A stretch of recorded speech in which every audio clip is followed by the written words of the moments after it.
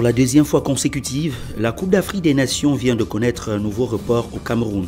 La plus grande compétition sportive sur le continent était prévue de se tenir du 9 janvier au 6 février 2011, après avoir connu un glissement de date en 2019. La Confédération africaine de football a opté pour une reprogrammation en janvier 2022 à cause de la menace du coronavirus. Il convient de souligner que cette décision rendue publique mardi 30 juin 2020 par la présidence de la CAF, le président Hamad Hamad, se présente comme un soulagement pour le comité national de la CAN, Comican. En effet, les travaux de construction des infrastructures devant accueillir les deux compétitions ne sont pas encore achevés jusqu'en date. La quasi-totalité des stades sont fin prêtes. Cependant, les stades d'entraînement, les hôtels ainsi que les infrastructures routières demandent encore du reprofilage. Des insuffisances techniques qui ne sont pas les seuls facteurs de report dans la mesure où il reste encore à jouer 96 matchs pour les qualifications. À cet effet, l'intervalle d'octobre à novembre 2020 s'est avéré trop réduit pour contenir autant de rencontres. En revanche, le championnat d'Afrique des Nations CHAN va bien jouer sa 6e édition au Cameroun, ainsi en janvier 2021, et ce sera donc un test pour le pays des Lions indomptables. Toutefois, la Coupe d'Afrique des Nations féminines 2020 a malheureusement été purement et simplement annulée. Le comité exécutif de la CAF projette l'éventualité d'une Ligue des champions pour les clubs féminins en 2021. Cependant, la pilule se trouve très amère pour les dames.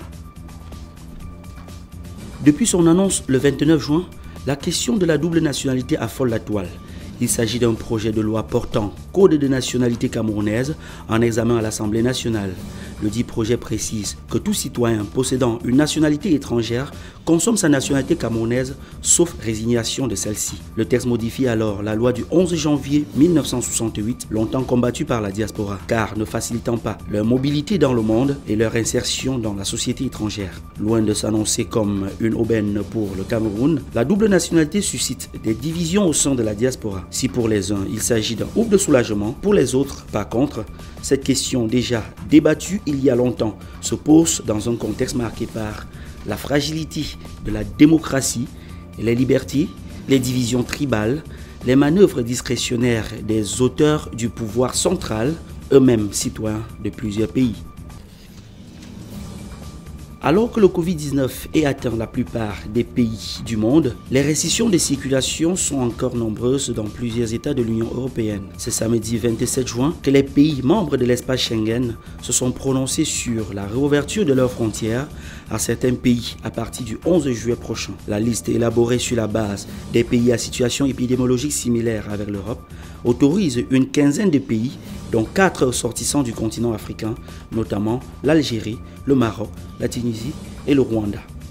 Face à cette alternative, les autorités de certains pays africains ne figurant pas sur cette liste ont réagi.